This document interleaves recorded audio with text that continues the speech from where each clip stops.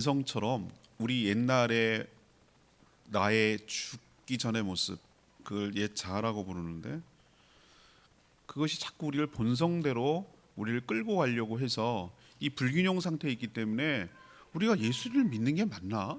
예수 믿는데도 뭐가 달라졌지? 이런 식으로 우리를 의심하게 하는 것이 우리를 죄를 짓게 만들고 우리를 연약하게 넘어지게 하는 그 옛자아 때문이라고 말씀을 드렸어요.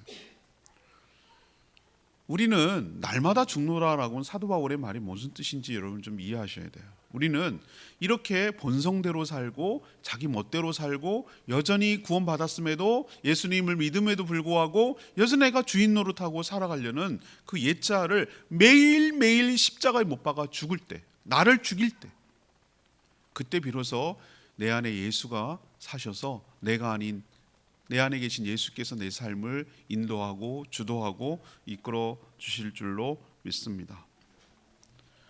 오늘 예수님이 최후의 만찬 그리고 죽음을 예고 제자들에게 하셨어요. 근데 제자들은 그걸 전혀 깨닫지 못해요. 오늘 제자들의 모습을 통해서 우리의 옛 자아가 살아있을 때 어떤 모습을 보이는지, 예수님이 그런 것 때문에 죽으실 수밖에 없었다라는 것을 다시 한번 깨닫게 되는 것이죠. 이렇게 연약하고 이렇게 부족하고 이렇게 무지했던 제자들이지만 예수님은 끊임없이 우리를 사랑하시고 우리를 지키시고 우리를 붙들고 있기 때문에 우리가 제자들이 회복되고 다시 기회를 얻었듯이 우리도 다시 재기하고 다시 신앙이 회복될 수 있는 것이 우리의 잘남 때문이, 우리가 뭘 잘해서가 아니라 예수님이 우리를 끝끝내 붙들고 있기 때문인 줄 믿습니다. 우리가 safeguard, 재난 구조하는 사람들이 있어요. 수영장 가면은 공식적인 해수욕장이나 가면 있어요. 우리는 수영을 막 호기 부리게 하다가 자기가 막 잘한다고 자랑하다가 막 파도가 휩쓸리고 막 이렇게 하면 넘어지고 해가지고 결국 막 허부적거리고 그런단 말이에요. 물 많이 먹고 그러면요 꼴꼴하고 기절해요, 기절. 그러면 막 수영해가지고 어떻게 합니까? 뒤로 돌아가서 앞으로 가면 물귀신 작전해가지고 같이 죽는단 말이에요. 같이 죽어요. 뒤로 돌아가서 끌고 나오는데 오다가 이미 기절했어요. 그 사람은 놔두면 죽어요.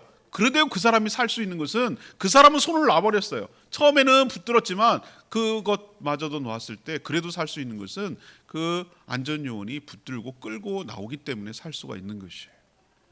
우리는 옛 자아 때문에, 옛 성품 때문에 우리는 자꾸 주님을 우리는 놔요.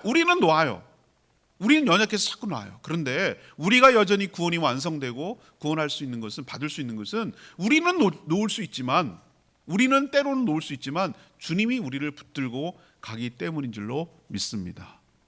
오늘 제자들의 모습 보면서 야, 우리라고 다를까? 우린 더하면 더했지 라는 것을 먼저 생각하시고, 그렇지만 이렇게 연약한 제자들이라도 끝끝내 주님께서 붙들고 이끌고 약속하고 은혜를 베풀어 주셔서 그들이 정말 제자의 삶, 사도의 삶을 살아갈 수 있다는 거 여러분 기억하시고, 우리 또한 제자보다 더한 존재들이지만, 더 연약하지만 주님이 우리를 붙들고 사랑하기 때문에 신앙생활을 할 수 있는 것이고 구원받을 수 있다는 사실을 기억하는 저와 여러분 되기를 원합니다.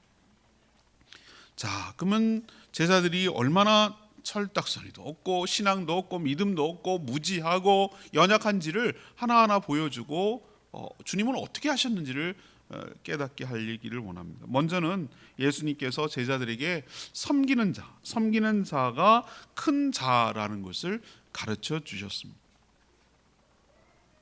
무지하고 철없는 제자들은 예수님이 죽기 직전까지도 예수님이 누구신지를 모르고 믿지 못하는 모습을 보여요. 오늘 24절에 보면은 무슨 접속사로 시작합니까? 또라고 합니다. 또라고 하는. 우리는 또라고 했을 때 어떤 것이죠? 전에 이미 그랬는데 다시 반복할 때 또라고 말하는 거예요. 그러니까 이 제자들의 이런 모습은 이번이 처음이 아니고 전에도 또 전에도 이런 일들이 계속해서 반복적으로 일어났다는 것을 또라고 접속사를 통해서 알 수 있어요. 그럼 이들이 뭔 철딱서기 없는 짓을 했는데 끊임없이 지네끼리 도토리 키재기 하듯이 누가 크냐, 누가 큰 자냐, 누가 예수님의 측근이냐, 누가 예수님의 오른팔이냐 지네끼리 엄청 다퉜어요. 뭐 같은 줄 아세요? 강아지들 갖다가 이렇게 우글우글 놓으면은 한 엄마가 한 7, 8마리 낳단 말이에요. 그 강아지들 보시면 뭐 합니까? 뭐 그러면서 큰다고 말하는데 서로 물고 뜯고 앙앙 막 이러고 막 그러잖아요. 지네끼리 막 아웅다웅 막 싸우는 것 같잖아요. 우리가 보면 다 강아지인데, 우리 눈으로 보면 다 강아지인데 지네끼리는 막 서열 정리를 하는 것 같아요. 닭들 보세요. 우린 다 닭이거든요. 지네는 굉장히 이게 중요한가 봐요. 풀어놓으면 막 벼슬을 쪄가지고 저 서열 꼴찌, 나는 1등. 닭벼슬이 멀쩡한 놈이 1등이거든요. 벼슬이 막 피가 나고 막 없는 것들, 머리가 털이 없는 것들은 꼴찌거든요. 그게 뭐야? 제가 닭장 설명했잖아요. 너 일로 와. 토실토실하게 잘 쪘네. 꼴찌가 죽습니까? 토실토실하게 살찐 1등을 잡아먹을 수도 있는 거예요. 그런데도 지네끼리는 잘났다고 서로 아웅다웅 하고 싸우는 모습이 꼭 제자들의 모습이고 우리들의 모습이에요. 우리 얼마나 유치합니까? 그 같은 레벨에서 내가 더 위에 있다고, 내가 더 낫다고, 얼마나 그 은근 비교 자랑하면서 쟤네를 눌러버리고 내가 더 낫다라는 것을 끊임없이 하려는 모습이 제자들의 모습 속에 있고 우리들의 모습 속에도 있는 거예요. 왜 그럴까? 왜 다툴까요? 예수님이 왕이 될 거라고 자기들은 믿었어요. 왕이 되면 누가 더 측근인가? 누가 더 공로가 있는가? 누가 더 예수님의 큰 역할을 했는가? 누가 오른팔인가? 누가 영의정할 거냐? 누가 좌의정 우의정 할 거냐? 이거 갖고 싸우는 거예요. 이들은 여전히 예수 그리스도를 정치적인 메시아로 이해를 했어요. 세상의 권력 방식으로 그대로 그 세계관에서 벗어나지 못했어요. 그렇게 이해하는 거예요. 예수님도 세상의 왕처럼 생각하고 자기도 그 옆에서 군림하는 그런 자로 여겼던 것이죠. 예수님도 그것을 너무나 잘 알고 있었어요. 예수님이 뭐라고 합니까? 25절에 이방인, 여기서 이방인이라고 말하는 것은 하나님을 모르는 사람들, 하나님을 믿지 않는 사람들, 하늘의 법칙에 적용받지 않고 믿지도 않는 사람들, 그런 세상의 법칙에 따라 살아가는 사람들을 여기서는 이방인이라고 표현한 거예요. 이방인들은 어떻게 하냐? 그렇지, 임금들이 그들을 주관한다는 얘기는 자기 마음대로 한다는 거예요. 보세요, 독재국가가, 전제국가가 모든 국가에서 어떻게 합니까? 자기 마음대로 해요. 자기 마음대로. 왕이 자기 마음대로요. 진리는 곧 왕이에요. 왕이 그렇다면 그런 거예요. 그게 세상의 법칙이에요. 자기 마음대로 하는 거예요. 그리고 집권자는 은인이라 칭함을 받는다. 이 얘기는 뭐냐면은, 뭐 집권자가 항상 은인이겠어요? 근데 다 북한 보세요. 다 장군님 덕분이래. 이게 바로 은인이라고 칭함을, 명예를 받고 칭송을 받는다 이거예요. 이게 세상의 법칙이에요. 이게 세상의 법칙. 근데 오늘 26절 뭐라고 합니까? 너희는 그렇지 않을지니라고 예수님이 표현하고 있어요. 여기서 너희는 누굽니까? 이방인과 상대적 개념이에요. 여기서 말하는 너희, 이 복수, 너희는 바로 예수 그리스도를 믿는 하나님의 백성들을 의미하는 줄 압니다. 달라야 된다, 다를지니라고 말하는 것은 세상의 권력 이해 방식과 다른 방식으로 살아야 될지니라고 말하는 거예요. 너희 중에 큰 자는 젊은 자와 같고 다스리는 자는 섬기는 자와 같을지니라. 이게 다른 방식이에요. 큰 자, 섬기는 자예요. 섬기는 자가 큰 자예요. 예수님이 뭐라고 하셨습니까? 마태복음 29장 28절에 이 땅에 예수님이 오신 이유는 자신의 목숨을 대속물로 주어서 이 죽어가는 사람들을 섬겨서 이들을 구원하기 위하여 이 땅에 오셨다고 말씀하고 있어요. 예수님은 죽을 만한 죄가 없는 분이에요. 그렇게 잔혹한 십자가의 처형에 달려야 될 죄가 없는 분이에요. 그의 죽음, 죄가 없는 그분이 죽은 것은 바로 우리 죄를 대신하기 위해서 죽는 것이에요. 이것을 다른 표현으로 하면은 우리를 섬겨주시는 거예요. 섬김의 극치가 무엇입니까? 자신이 죽어서 우리를 살려내는 것이야말로 최고의 섬김이에요. 근데 예수님보다 큰 자가 어딨냐고요. 그분이 창조하시고 그분이 모든 하나님이 창조할 때 그분으로 말미암아 창조되었어요. 그분보다 먼저인 분이 없어요. 그분보다 위에 있는 분이 없어요. 그런데 그가 죽기까지 순종하고 살려내려고 섬기려고 했어요. 그분보다 큰 자가 없는 거잖아요. 그렇다면 여기서 분명하게 알 수 있어요. 세상과 달리 하늘의 법칙, 너희들 하나님의 백성은 어떤 법칙을 따라 살아야 되느냐 하면은 섬기는 자가 큰 자라는 것을 인식하고 살아가야 될 줄로 믿습니다. 그래서 이런 철딱서기 없는 제자들을 말로만 가르친 것이 아니고 실제로 몸을 보여주셨어요.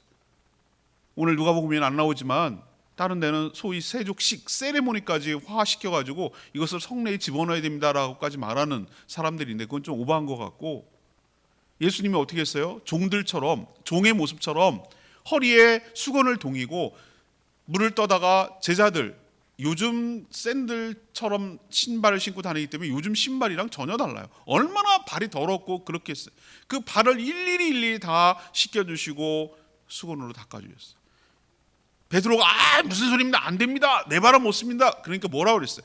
내가 내 발을 씻지 못하면 너와 나는 상관이 없다고 그랬어요. 와, 저는 그럼 다 씻겨주세요. 이 베드로 성격 나오죠? 예수님 뭐라고 그랬어요? 이미 온몸이 깨끗한 자는 발만 씻으면 된다고 그랬어요. 이게 다 상징적인 의미예요. 근데 예수님이 뭐랍니까? 모든 제자를 다 씻겨주세요. 누구까지?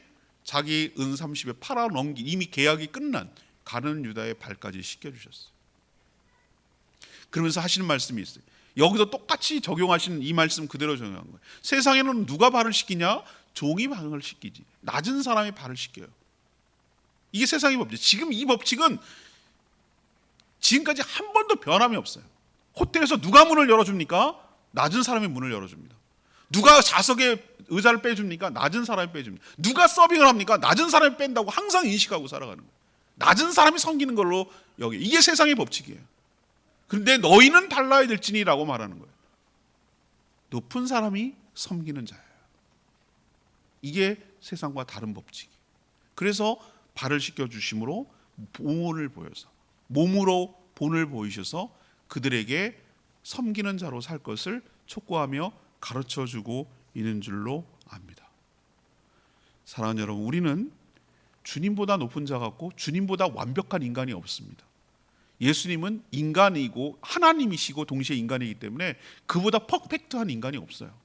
예수님을 닮아가면 닮아갈수록 우리는 신적 존재가 되어가는 것이고, 그게 바로 저는 성공한 인생이고 성숙한 인생이라고 저는 믿는 것이에요. 여러 면이, 예수님의 여러 면이 있지만, 닮아야 될 부분이 많이 있지만, 예수님이 섬기려고 애쓰시는 그 모습을 우리도 본받고 닮아가야 될 줄로 믿습니다. 그걸 통해서 우리가 예수님을 닮아가는 것이. 결론을 할 건데 미리 말씀드린다면, 우리 자아는 섬김을 받으려고 들지 섬기려는 속성이 없어요, 우리 가운데. 그리고 섬길 만한 사람한테는 섬기려고 해요. 섬길 만한 필요가 없다는 사람한테는 섬기려고 하잖아요.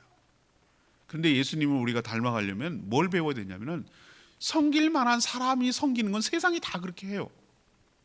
그렇지 못할 사람을 자신을 내어주며 자신의 갖고 있는 것을, 그들의 필요를 채워주고, 그게 기술이 됐던 몸이 됐던 시간이 됐던 정보가 됐던 무엇이 됐든 간에 그들을 섬겨주는 자가 바로 예수님을 닮은 자인 줄로 믿습니다.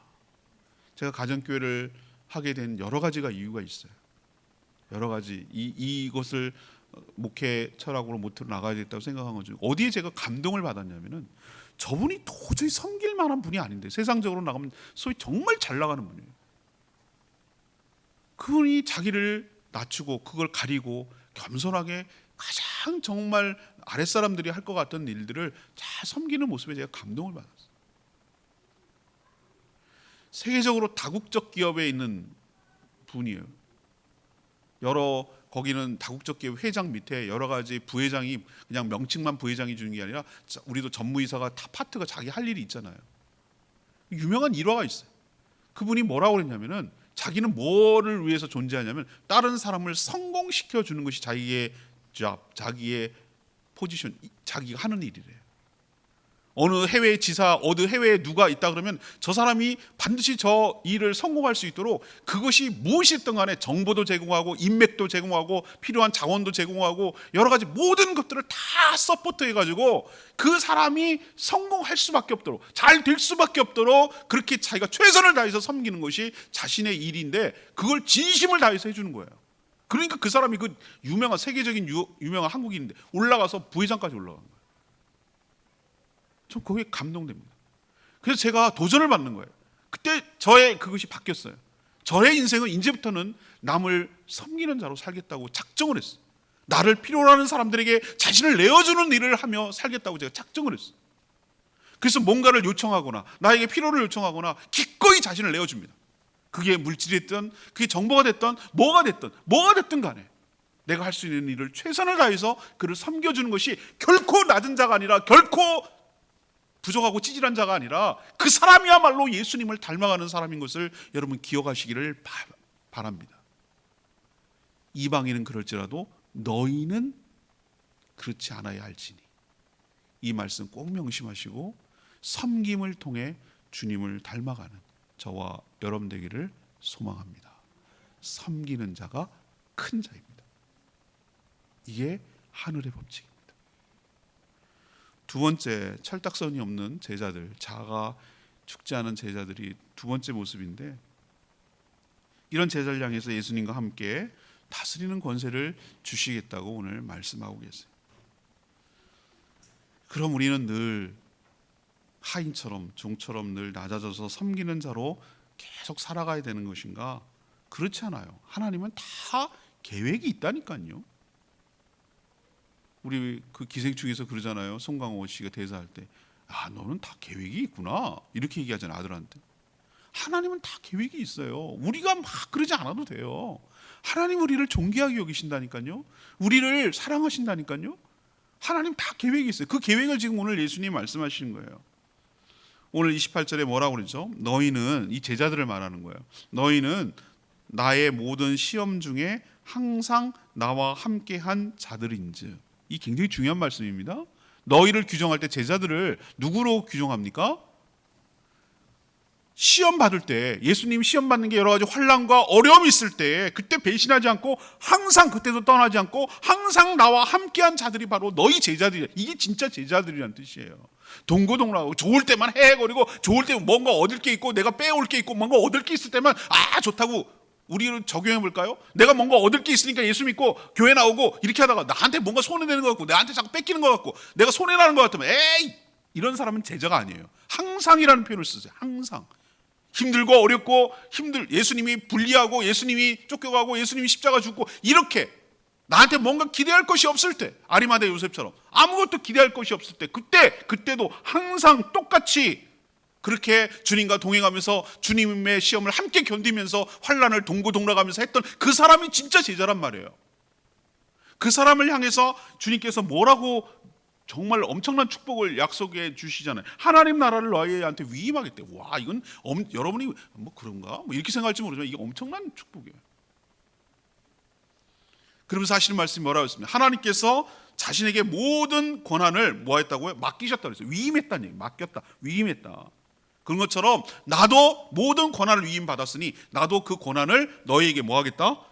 29절 보세요. 위임하겠다. 내 아버지께서 나에게 맡긴 것처럼 나도 너희에게 다스리는 권한을 맡길 것이다. 위임할 것이다. 그러니 30절에 너희가 내 나라 하나님의 나라입니다. 나의 상에서, 이건 왕이 먹는 상입니다. 감히 거기에 초대받을 수 없는 존재인데 거기에 초대받아서 함께 먹고 마시고, 이거는 같이 같은 레벨에서 논다는 얘기예요. 주님과 함께 식사한다는 얘기는 그만큼 같은 레벨이라는 뜻이에요. 술 있는 사람 같이 먹지 대통령 만찬할 때 아무나 부릅니까? 거기 격이 맞도록 부르는 거죠. 또 보좌에 앉아서 이스라엘 12지파를 다스리려고 하노라.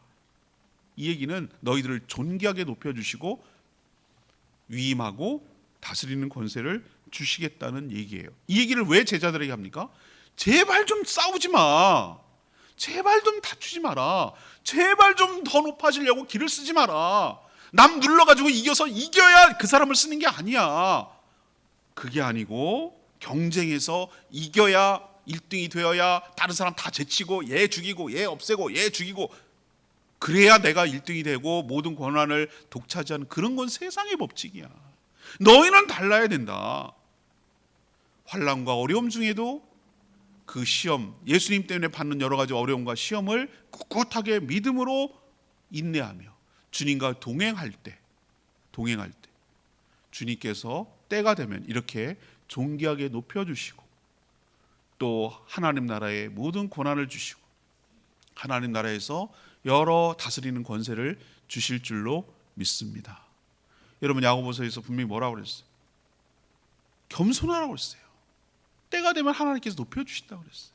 내가 막 길을 쓰고 높이려고 하면 안 돼요. 그러면은 정 맞아요. 모난 돌에 정 맞는다. 가만히 있어요. 그럼 하나님이 때가 되면 존귀하게 내가 막 이렇게 하나 안 했는데도 때가 되면 주님께서 우리를 존귀하게 들어서서 명화롭게 하고 영광스럽게 하고 존귀하게 쓰실 줄로 믿습니다.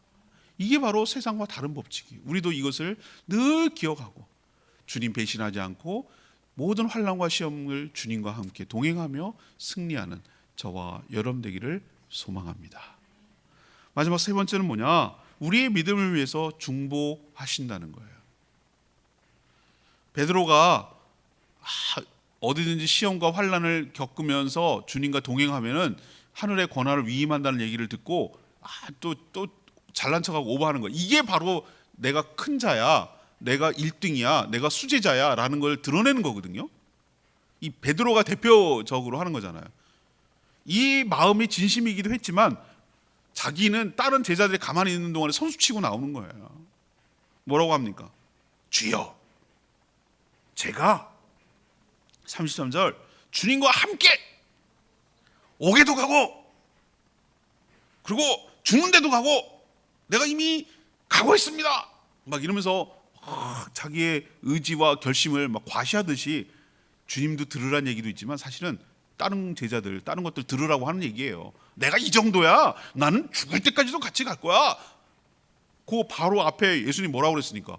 주님과 함께 모든 환난과 시험을 당하면 권한을 준다니까 내가 적임자거든요. 이것도 아직도 못 벗어났어. 과연 그럴까? 예수님 오늘 이 연약함을 무엇으로 드러내십니까? 정말일까?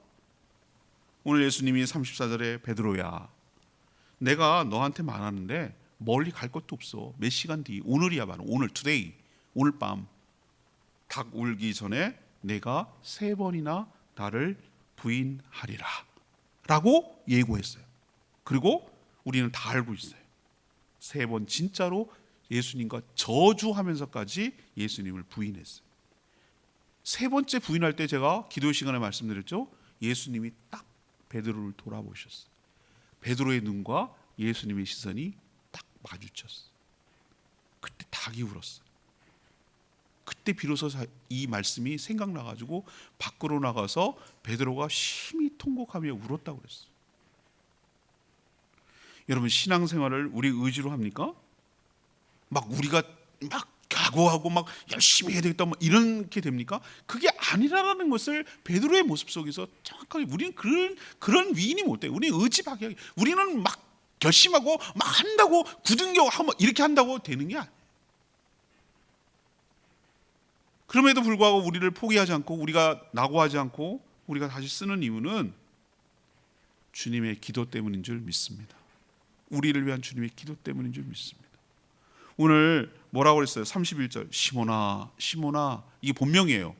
원래 베드로는 별명이고요.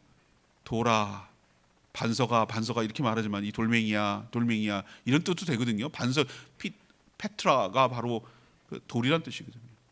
시몬이 본명이고요. 근데 지금 예수님 뭐라고 얘기합니까? 본명을 얘기하는 거예요. 이건 굉장히 뭔가 진심일 때 하는 얘기예요. 우리도 우스갯소리로 얘기할 때 말고 진짜 정식으로 이름 부를 때는 그건 진짜 뭔가 중요한 얘기. 또 한 번도 아니고 2번이나 시몬아 봐라. 사탄이 근데 여기서 시몬만 해당되지 않는다라는 것을 우리는 어떻게 알 수 있죠? 너희들이라는 표현이 제가 눈에 들어왔어요. 성경 이걸 제가 발견했어요. 이번 묵상하면서. 전에는 성경을 읽을 때 이건 시몬만 해당되는 얘기야 라고 생각했는데 제가 여러분은 뭐 이거를 느낌을 모르시겠지만 저는 아이들 표현으로 하자면은 난 게임을 좀 못하지만 게임할 때 득템한 거예요. 득템. 보검을 하러 얻은 거예요. 보검. 이 적절한 비유인지 모르겠지만 아무튼 저한테는 득템이에요.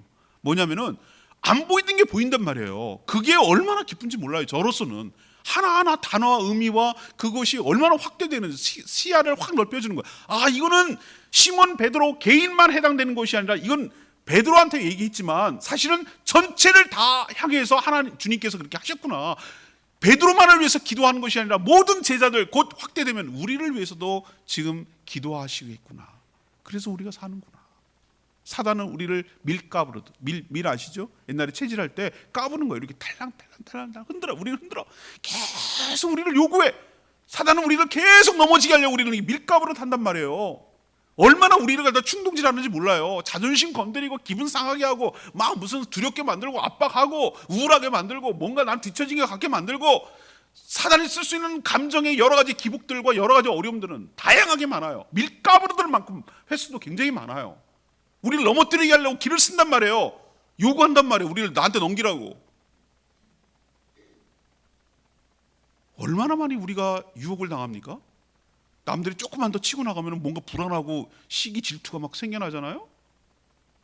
뭔가 나한테 싫은 소리 하고 그러면 괜히 막 적개시 몇 가지 끌어오르잖아요.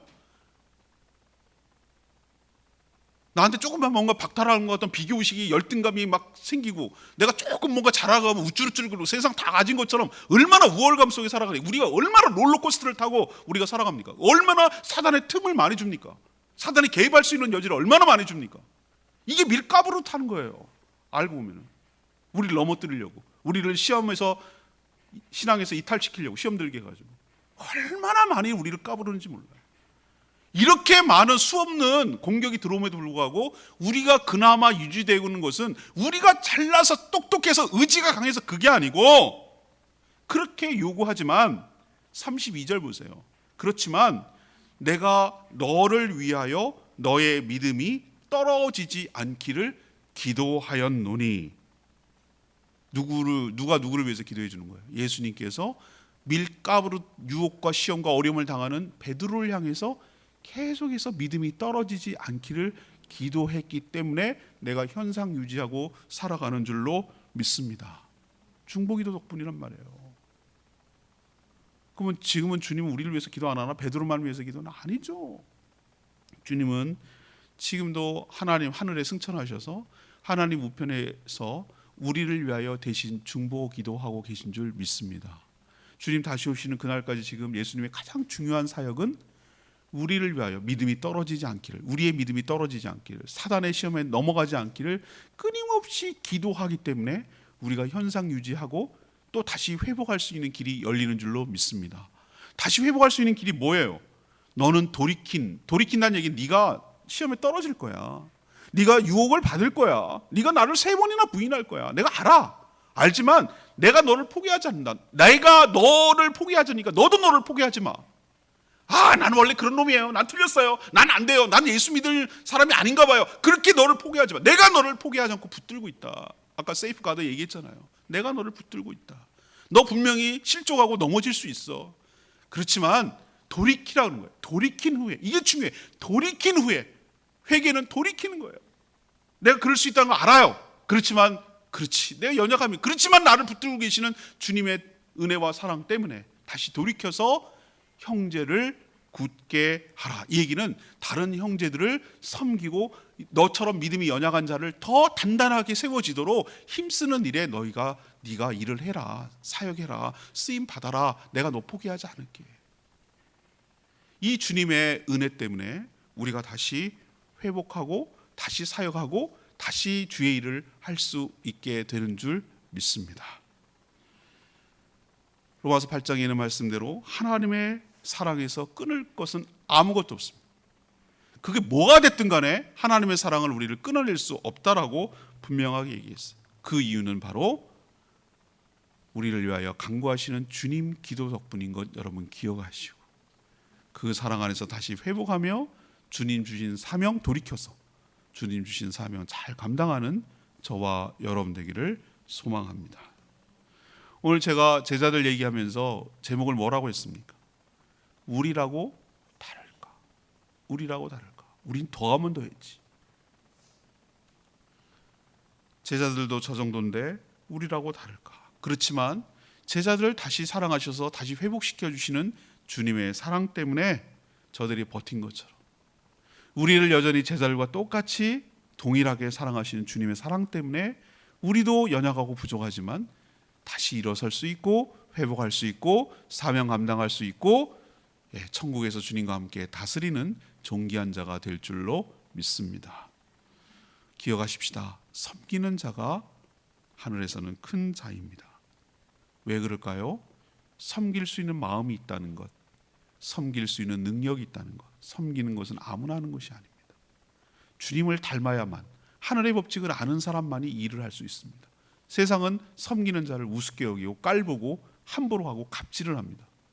그러나 주님의 마음을 품고 있는 사람, 주님의 마음을 아는 사람, 주님을 닮고 싶은 사람만이 섬길 수 있는 자인 줄 기억하시기를 바랍니다. 왜? 주님의 마음이 우리 가운데 부어져야 가능하고, 섬기고 싶은데 능력이 딸려? 할 수가 없어. 우리 가운데 은사가 부어지고 능력이 있어야 섬길 수 있는 거거든요. 저는 섬기는 자가 성공한 자이고 섬기는 자가 주님을 닮은 자라고 저는 확신하는 사람이에요. 하늘의 보화를 쌓는 것이죠. 이게 하늘의 법칙이죠. 우리가 옛자를 죽이는 방법이 뭡니까? 섬김, 순종 훈련을 할 때 가능할 줄 믿습니다. 4월 16일부터 생명의 삶 할 때 중간에 이 대목이 나와요. 예수님의 섬김, 예수님의 순종을 통하여 예수님을 닮아가는 것을 가르쳐줘요. 우리도 그래야 돼요. 안 되는데 연습을 해야 돼요. 훈련. 섬길 때 그 기쁨이 너무 커요. 내가 주님을 조금씩 삶의 한 자락이라도 닮아가요. 찬양의 표현처럼 삶의 한 자리라도 주님을 닮아가는 거예요. 이게 잘 사는 거예요. 섬김을 받는 게 아니라 섬길 때, 늘 굴림하고 다스리는 것이 아니라 순종할 때, 이때 예수님을 닮아가고 옛자를 십자가에 못 박는 훈련을 하고 있다는 거 기억하시고, 여러분도 하늘에서 큰 자로 살아가기 위하여 섬기는 자로 살아가는 복된 인생 되기를 축복합니다. 두 번째는 제한된 세상보다 천국에서 영원한 권세를 누려야 이게 진짜예요. 건불 10년, 우리는 대통령 5년 단임제예요. 저는 정말 겁도 없는 것 같아요. 대통령 5년 하면 내려와야 되거든요. 영원히 대통령 하는 것처럼 착각하고 할 때 위험해요. 여러분, 권력 무상합니다. 영원하지 않습니다. 이 땅에 누리고 살아가는 영광과 부귀는 영원하지 않습니다. 주님이 인정하시고 천국에서 누리는 게 진짜입니다. 주님과 동행하며 살아가게 되기를 바랍니다. 주님과 함께 시험을 이겨내게 되기를 바랍니다. 주님 때문에 환난을 같이 겪게 되기를 바랍니다.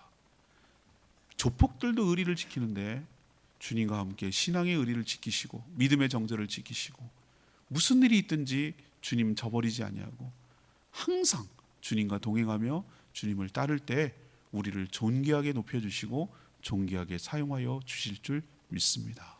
이게 세상의 법칙이 아니라 하늘의 법칙. 마지막 세 번째는 뭡니까? 내가 뛰어나고 잘나서 신앙생활을 하는 거 아닌 거 꼭 명심하셔야 돼요. 우리는 베드로 같은 모습이 얼마나 많이 나오는지 몰라요. 얼마나 각오하고 얼마나 큰 소리 치고 빵빵 치고 내가 잘나서 내가 그런 사람이라고 막 과시하고 그럴지 모르지만 멀리 갈 곳도 없이 오늘날 밤에 3번이나, 아니 우리는 3번이 아니라 30번이라도 예수님 부인할 수 있는 연약한 자라는 걸 인정하시고 들어가야 돼요. 우리가 뭐가 잘나서가 아니고 우리가 의지가 굳세서가 아니라 우리를, 연약한 우리를 붙들고 계시고 여전히 중보기도 하시는 그 주님의 기도, 하나님의 사랑, 포기하지 않으시는 그 하나님의 꿋꿋한 사랑, 그 사랑 때문에 우리가 구원에 잃지 않고 구원을 받게 되는 것, 그 사랑 속에 우리가 살고 있는 것 기억하시고 다시 돌이켜서 형제를, 믿음이 연약해서 넘어지려고 하는 형제를 굳건하게 하는데 쓰임받는 복된 인생으로 살아가게 되기를 축복합니다. 오늘 말씀